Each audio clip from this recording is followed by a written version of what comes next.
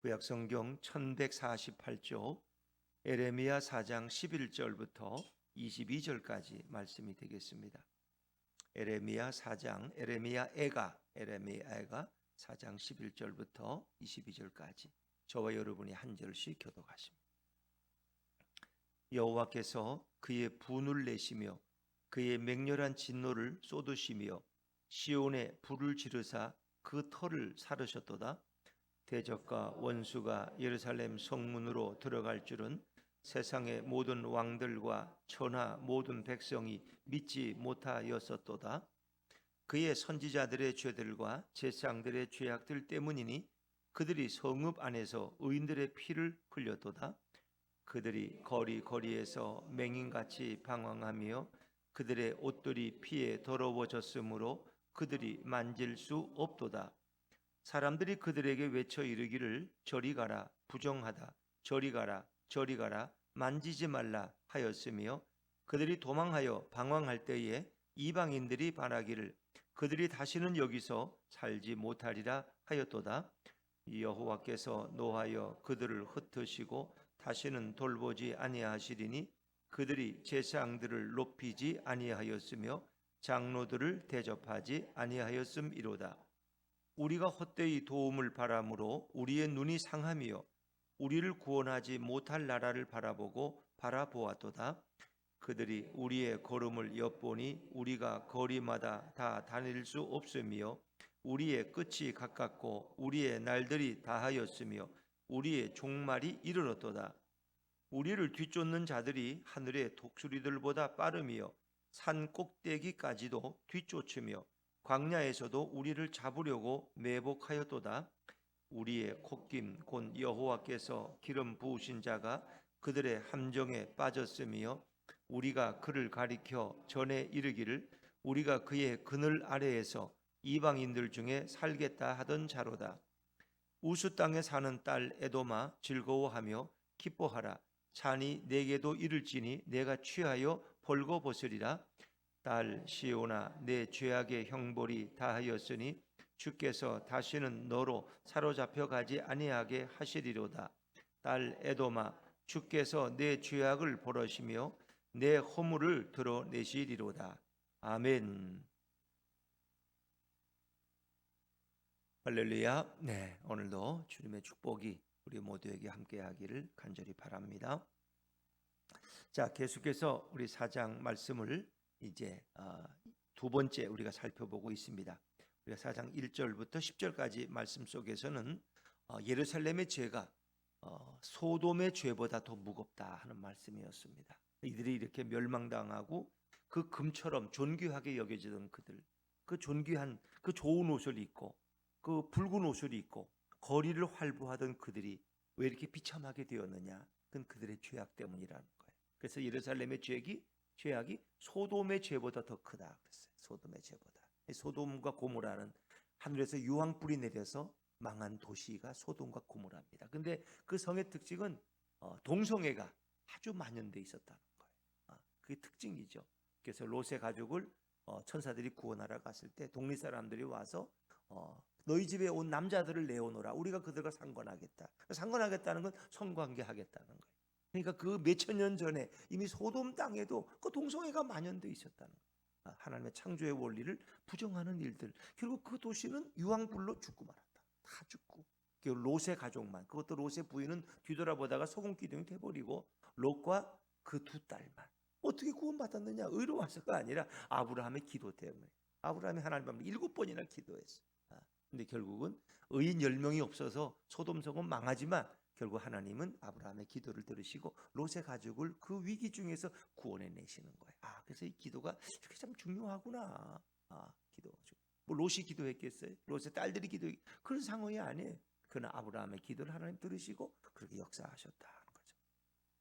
자, 오늘은 또 종교 지도자들의 잘못에 대해서 이제 말씀하시는데 이 성이 왜 이렇게 불바다가 되었느냐? 왜 이렇게 불태워지고 그 아름다웠던 예루살렘이 왜 이렇게 망하느냐? 선지자와 제사장들의 피 흘린 죄 때문이라는 것입니다. 자, 우리 11절 말씀을 다시 한번 돌아가서 보죠. 4장 11절입니다. 시작.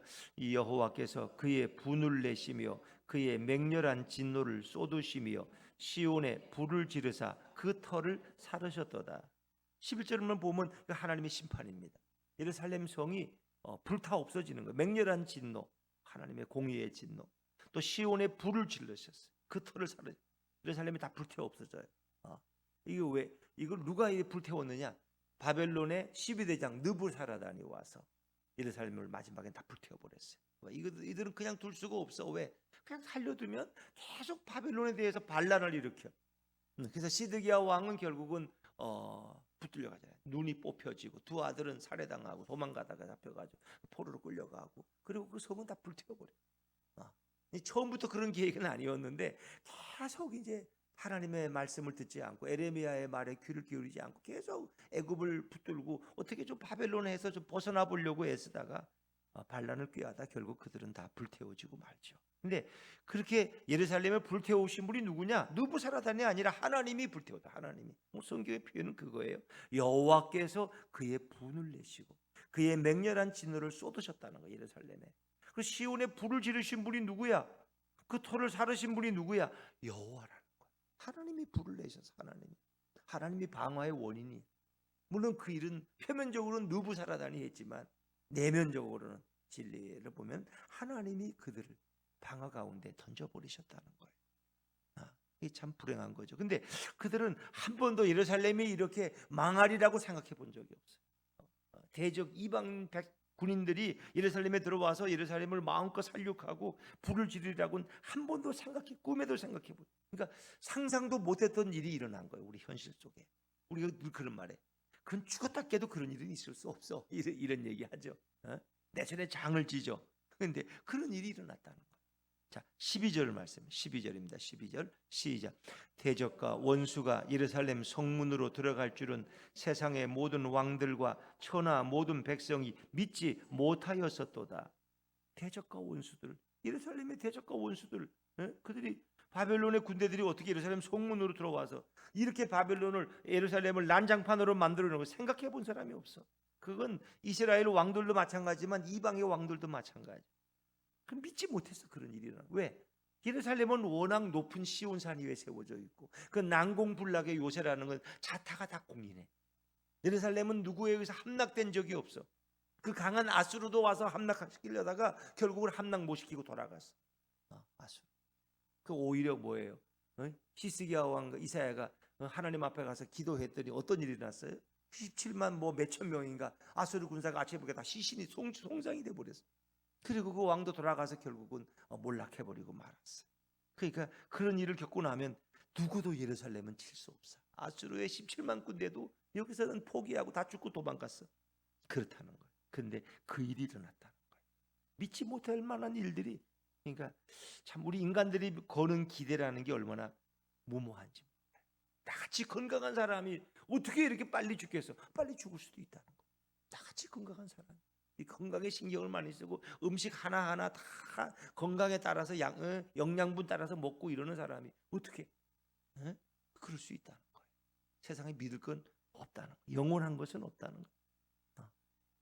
자, 그런데 예루살렘이 이렇게 멸망당한 그리고 불태워진 이유가 어디에 있느냐? 이제 오늘은 그걸 말씀하셔요.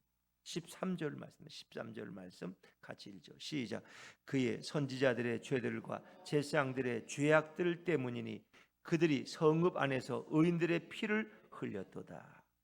선지자들 죄가 커. 제사장들의 죄악들. 그것이 결국 이렇게 멸망당하는 이유가 됐다는 거예요. 그들이 성읍 안에서 의인들의 피를 흘렸도다. 의인들의 피라는 것은 죄 없는 진정한 선지자들, 예레미야 같은 자들을 핍박하고 그런 하나님으로부터 보냄받은 선지자들을 다 죽여버려. 진리를 예언하면 다 죽이고 쫓아내버리고 감옥에 가두고, 거짓을 말하면 다 출세하고 성공하고 잘 먹고 잘 살고 그런 사회야. 왜? 이 가치가 뒤집어졌기 때문에. 진리를 말하면 다 감옥 가, 불의를 말하면 다 환영받아. 이런 사회. 그 뭐가 옳고 그른지 구분이 안 되는 사회야. 이거 외눈박이만 있는 사회야. 두 눈 가진 사람이 오면 저 병신이 왔네 이렇게 말하는 거예요. 말도 안 되는 거죠. 눈이 두 개가 정상인데 거기는 외눈이 와야 환영을 받아. 두 눈이 오면 저 장애인 아니? 이런 사회가 이렇게 진리가 어긋나면 참 이게 사람들이 속아요. 그러니까 이게 진화론에 속고 있는 거야. 역사 인류가 속고 있는 거야 이게. 하나님이 창조했다는 창조론은 믿지 않고 진화론을 믿고 있고. 참 세상의 진리가 거꾸로지는 거예요. 선지자들의 죄라는 건 뭐예요? 거짓 예언을 말했다는 거예요. 하나님으로부터 계시를 받지 않고서도 거짓 예언, 평화로다. 다 잘 될 거야. 다 잘 될 거야. 회개할 필요 없어. 그냥 잘 먹고 잘 살아. 이게 하나님의 뜻이야. 하나님은 너희를 다 이렇게 잘 되고 축복해주고 무조건 용서해 주셔. 이제 거짓된 예언. 그리고 제사장들의 죄악들, 돈만 좋아하고 돈을 주면 축복을 말하고 돈을 입에 물려주지 않으면 저주를 말하는 다 위선자들, 거짓 형식적인 제사를 드렸어 맨날. 그리고 그들의 제사는 하나님께 드리는 제사가 아니라 바알과 아세라에게 드리는 제사예요. 복 달라고 드리는 그런 제사. 오늘은 나쁜 마음을 가지고 사기를 쳤지만 하나님의 복을 달라고 부르짖는 이런. 그러니까 이 나라가 망하려면 선지자들은 진리를 말하지 않고 하나님의 말씀을 전하지 않고 제사장들은 돈만 알고 이런 사회가 돼버렸다. 더구나 그들은 의인들의 피를 흘리는 이 의인들의 피, 이건 하나님의 진실한 종들을 다 죽여버리는 거예요.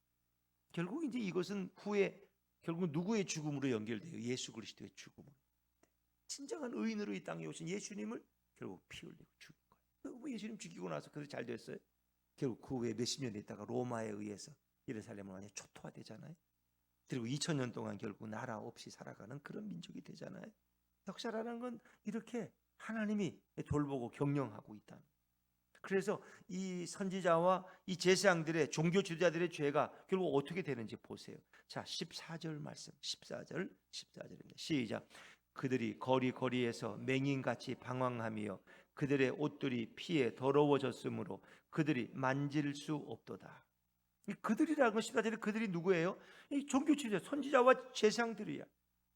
이 선지자와 제사장들이 그리고 의인들의 피를 흘리고 거짓 예언을 하고 에레미야 같은 진정한 선지자들은 핍박하고 옥에 가두고 이렇게 했어요. 닫게 하고. 근데 그 결과가 뭐냐? 결국 그 종교 지도자들은 거리에서 맹인같이 방황하는 존재가 됐다. 앞을 보지 못하고 결국 유리방황하는 존재가 됐어요. 그들의 옷이 피에 더러워졌어. 의인의 피에 더러워졌으므로 그들이 만질 수 없도다. 그들은 누가 가까이 할 수 없는 사람이 됐어. 그래서 그들을 사람들이 보고 뭐라 그래요? 15절에 이렇게 말해요. 한번 15절을 읽어볼까요? 15절 시작. 사람들이 그들에게 외쳐 이르기를 저리 가라 부정하다 저리 가라 저리 가라 만지지 말라 하였으며 그들이 도망하여 방황할 때에 이방인들이 말하기를 그들이 다시는 여기서 살지 못하리라 하였도다. 아멘. 이 누구한테 저리 가라 부정하다 저리 가라 그러는 거예요? 누구한테? 구약에서 누구한테 누구를 만나면 저리 가 에이 부정아 부정타 누구한테 그러는 거예요? 나병 환자들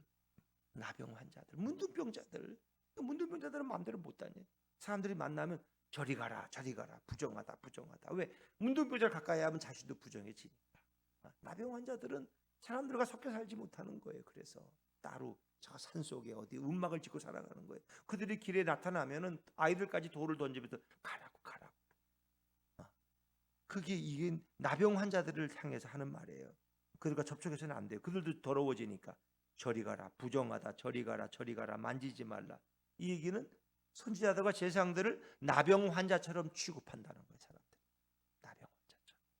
저 사람들은 재수 없어. 아유 저 부정타 아유 나병 환자들. 그러니까 선지자와 제사장들이 나병 환자처럼 취급받는 그런 사회가 온다는 거예요. 그래서 이 종교 지도자들이 도망하여 방황할 때에 이방인들이 그들이 다시는 여기서 살지 못하리라. 이건 종교 지도자들을 가리키는 구체적인 표현이에요.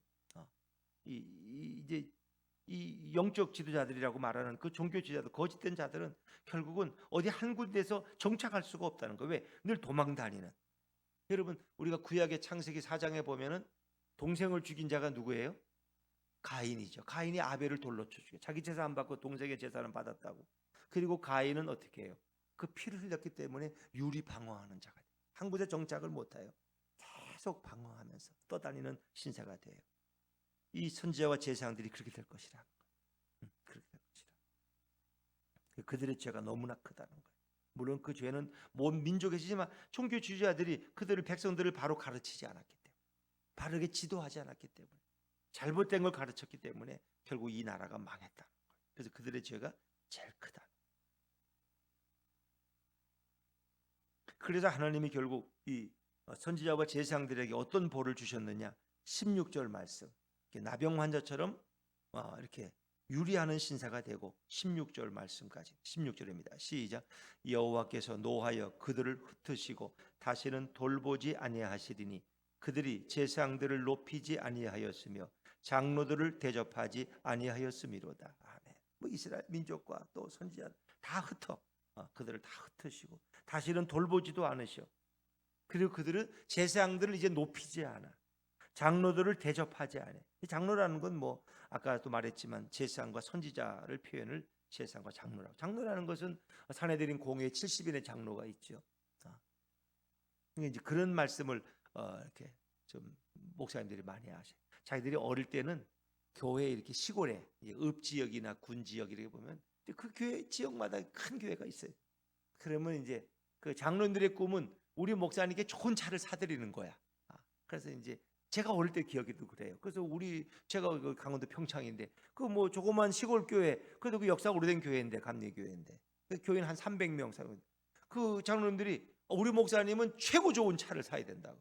그래서 그 지역에서 제일 좋은 차 탈 수 있는, 우리가 말하는 지금으로 말하면 뭐 비싼 차겠죠. 그런 차를 이제 그때는 뭐 그랜저라든가 이런 차들, 에쿠스라든가 그런 차를 사더래. 시골 교회에서. 그건 좋아하고 서로 목사님 차 한번 닦아드리는 게 소원이야. 내가 한번 차를 닦아드린다고.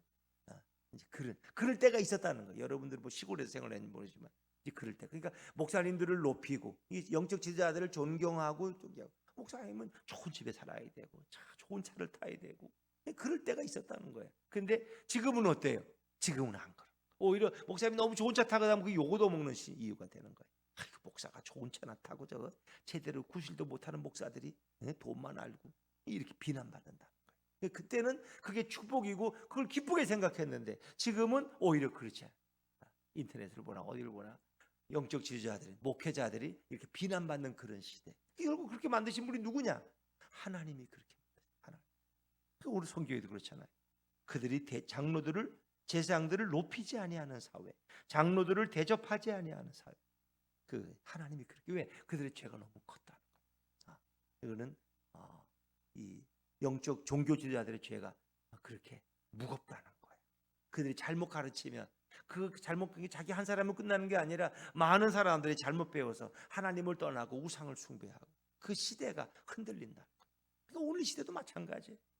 하나님의 사람들이 이 시대 바른 진리의 길을 말해야 되고 진리의 길을 걸어가야 돼. 이 시대 정말 목회자들이 영적 지도자로서 선지자와 제사장으로서 그 사명을 바로 감당하는 게 너무 중요해요. 지금 시대 어찌 보면 천한 시대. 누가 그렇게 목사를 뭐 존경하고 여러분들도 별로 목회자를 그 존경하지 않잖아. 그렇죠? 아니라 집사님. 응? 시대적인 흐름이 그래. 시대적인. 교회 오니까 말씀을 들으려니까 그렇게 그런 거지. 뭐 그렇게 목사님을 이우고 그런 시대는 아니야. 사람들이 생각이 왜? 우리가 어릴 때 느꼈던 목회자에 대한 존경심이 지금은 별로. 그럼 누가 그렇게 만드냐? 하나님이 그렇게 만드. 하나님이 다시 이제 부흥의 때가 오면은 정말 목사님들의 역할이 크구나. 우리가 저분들도 존경하고 더 기도해 드려야지. 이제 그런 때도 오겠죠. 그렇다고 뭐 다 그렇다는 게 아니라 역사 속에 그런 일들이 반복되고 있다. 왜? 그들이 잘못 가르쳤기 때문에, 하나님의 음성을 모르고 예수님을 알지 못했기 때문에 결과적으로 한 나라가 망하는 일에 선지자와 제사장들이 너무 큰 역할을 했다는 거예요. 그들의 죄가. 하나님이 그 죄를 반드시 심판하신다. 그건 우리 모두 누구도 마찬가지예요. 그건 대통령이나 지도자들도 마찬가지예요. 그들이 나라를 잘못 이끌면 거기에 대해 책임을 져요. 하나님은 역사의 경영자가 되시고 공의의 심판자가 되시고 이건 누구도 예외가 아니에요. 또 이스라엘 백성은 헛된 기대를 가졌어요. 헛된 기대. 그게 뭔지 한번 생각해 보세요. 17절 말씀, 17절 말씀을 같이 읽죠. 시작. 우리가 헛되이 도움을 바람으로 우리의 눈이 상하며 우리를 구원하지 못할 나라를 바라보고 바라보았도다. 헛되이 도움을 바랬어요. 누구에게 도움을 바랬어요? 애굽. 바벨론이 이렇게 침공하고 포위하고 있는 상황에서도 그들은 계속 애굽을 의지했어. 우리를 구원하지 못할 나라를 바라보고 바라보았어. 바라보고 또 바라봤다는 거예요. 그래서 애굽의 사신을 은밀하게 보내가지고 애굽가 손을 잡고 어떻게 바벨론을 몰아내려고 뭐 별짓을 다 해요. 예레미야가 계속 그렇게 하지 말라고. 지금은 당신들의 죄악 때문에 이런 심판을 받으니까 그냥 순종해서 받으라는 거예요. 받으라. 그러나 하나님이 다시 회복시켜 준다는 거예요. 그리고 이 도성은 보존될 수 있다는 거예요. 근데 결국 그들이 그렇게 하지 않았어요. 바벨론이 그들을 포위하고 있는 상황에서도 계속 애굽과 어떻게 손을 잡고 좀 애굽의 도움을 바라보려고 하나님을 의지한 게 아니에요. 그래서 결국은 애굽이 군사를 일으켜 가지고 뭐 오다가 다시 돌아가 버려. 왜? 바벨론이 워낙 무서우니까. 흉내만 내다가 그리고 바벨론이 돌아와서 예루살렘을 초토화시켜 버리고 성을 다 헐어버리고 불태워버리고 완전히 포로로 끌려가게 만들고 이제 그런 결과가 오는 거예요. 그래서 18절 19절에서는 바벨론이 얼마나 신속하게 예루살렘을 멸망시키는가를 이제 설명하고 있는 건데, 자 18절 말씀은 제가 읽을게요. 18절 그들이 우리의 걸음을 엿보니 우리가 거리마다 다 다닐 수 없으며 우리의 끝이 가깝고 우리의 날들이 다하였으며 우리의 종말이 이르렀도다. 이 종말, 이제 예루살렘의 운명이 끝났어. 이제는 애굽을 의지하다가 바벨론에게 들켰어. 그 바벨론은 그것을 계속 감시하고 있어요. 우리의 뭐예요? 걸음을 엿본다는 것은 바벨론에도 왜 스파이가 없어요? 거기도 다 정보원들이 있어가지고 지금 예루살렘의 왕들이 어떤 일을 하고 있는지 다 감시하고 있는 거야 지금. 감시하고 있는 거야. 근데 보니까 애굽에 계속 사신을 보내가지고 애굽의 도움을 얻어가지고 바벨론을 물리치려고 하는. 그거 그냥 두겠어요? 당연히 예루살렘을 초토화시켜 버리죠. 그래서 바벨론이 이렇게 신속하게 예루살렘을 멸망시킨다는 거예요. 자, 19절 말씀이에요. 19절 시작. 우리를 뒤쫓는 자들이 하늘의 독수리들보다 빠르며 산 꼭대기까지도 뒤쫓으며 광야에서도 우리를 잡으려고 매복하였도다. 그러니까 이제 뭐 예루살렘 성이 허물어지니까 도망가느라고 정신없어. 근데 바벨론은 독수리같이 빨라. 신속하게 쫓아와서 결국 시드기야 왕도 도망가다가 잡혔다는 거 아세요, 여러분? 시드기야도 한밤중에 도망가다 잡혔어요. 그리고 부끄럽게 그냥 다 망치는 거예요. 선지자의 소리에 귀를 기울이죠. 하나님의 음성에 귀를 막아버린 이 백성, 세상을 의지하고 애굽을, 하나님이 제일 의지하지 말라는 게 애굽이라는 거 아세요? 계속 구약에서 애굽을 의지하지 말라, 애굽의 기병을 의지하지 말라, 애굽의 병거를 의지하지. 근데 이스라엘 백성은 끝까지 애굽을 의지, 세상을 의지해. 결국은 다 망해버려요. 뭐 오늘날도 마찬가지죠. 세상의 물질에 소망을 두지 말라는 거예요. 세상 권력이나 명예에 기대지 말라는 거예요. 하나님이 너를 보호하시고 하나님이 너를 지키는 거지 세상 권세와 물질이 너를 지키는 게 아니라. 근데 우리는 그래도 돈이 많으면 좀 편안하고 집이 몇 채씩 되면 좀 든든하고 이런 거 느끼잖아요. 근데 그렇게 하지 말라는 거예요. 너가 믿고 의지하던 것을 내가 하루아침에 다 헐어버릴 수 있다. 예루살렘 성은 낭궁불락의 요새. 예루살렘 성이 있는데 누가 감히 우리를 침략해? 그런 일은 있을 수 없어. 근데 그런 일이 일어난다는 거. 하나님이 뒤엎는데 누가 그걸 막겠어요? 그렇죠? 결국은 20절에 시드기야 왕이 결국은 비참하게 이제 포로로 끌려가는 모습이 20절에 나오죠. 20절 말씀입니다. 20절 시작. 우리의 콧김 곧 여호와께서 기름 부으신 자가 그들의 함정에 빠졌으며 우리가 그를 가리키며 전에 이르기를 우리가 그의 그늘 아래에서 이방인들 중에 살겠다 하던 자로다. 아멘. 여호와께서 기름 부으신 자가 그들의 함정에 빠졌다. 그들의 함정에 빠진 자가 시드기야 왕이에요. 함정에 빠져서 체포됐어요. 이 기름 부음 받은 자, 구약의 기름 부음 받은 자는 세 종류야. 선지자, 제사장, 왕. 기름 부은 자 중에 한 사람이 왕, 시드기야 왕을 가리키는 거예요. 우리의 콧김, 꼭 하나님에서 생명의 근원되는 자를 세웠는데 그 백성을 다스리고 이끌어갈 선지자와 제사장과 왕이에요. 그런데 예수님은 이 선지자와 제사장과 왕의 직분을 삼중직을 다 가지신 분이야. 그래서 기름 부음 받은 자라면 메시아, 그리스도, 그분이 예수님이야. 그런데 구약에서는 그것이 예수님이 오시지 않았기 때문에 선지자나 제사장이나 왕들이 기름 부음 받은 자로 통칭받았어. 그게 메시아의 예표가 된 거죠, 그들이. 근데 그들이 그 역할을 다 하지 못한 거. 결국 진정한 선지자, 예언자이시고 진정한 제사장, 대제사장이시고 우리의 영원한 왕이신 예수님이 오셔서 결국 우리를 구원하시는 거예요. 근데 하여튼 기름 부음 받은 그 시드기야가 그들의 함정에 빠져서 결국 포로가 돼서 끌려가. 전에 예레미야가 그랬어요. 결국 왕이 이방인들 중에 살겠다는 거. 시드기야가 바벨론에 끌려가서 그 바벨론의 이방인들 가운데서 붙잡혀 살고 있는 거예요. 물론 오래 살지도 못했겠죠. 그래서 그 예언이 이루어지는 거죠. 포로로 끌려가서 이방인들 가운데서 결국 종살이하는 그런 것이 이루어졌다는 거예요. 자, 그리고 21절, 22절은 이제 주변 나라 중에 에돔을 대표적으로 설명하고 있는데 예루살렘이 이렇게 망해갈 때 에돔이라는 이방 물론 에서의 족속이죠. 후손들인데 그들이 막 즐거워하고 기뻐해. 근데 그들도 결국은 너희도 똑같은 벌을 당한다는 거예요. 너희들의 죄 때문에. 자, 21절 말씀 21절 같이 읽죠. 시작. 우스 땅에 사는 딸 에돔아 즐거워하며 기뻐하라. 잔이 내게도 이를지니 내가 취하여 벌거벗으리라.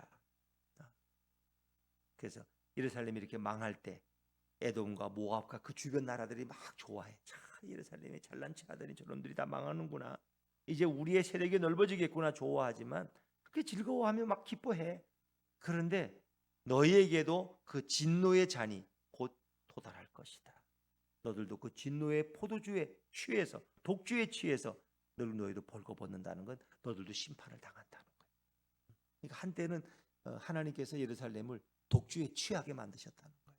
그러니까 앞뒤도 구분을 못하고 결국은 망치돼 가지고 그렇게 술로 세월을 보내다가 결국 이 꼴을 당하는 거예요. 하나님이 진노의 독주를 보내면 그 심판을 벗어날 자가 없다는 거예요. 그래서 결국 에돔도 그런 벌을 결국 받는다는 거죠.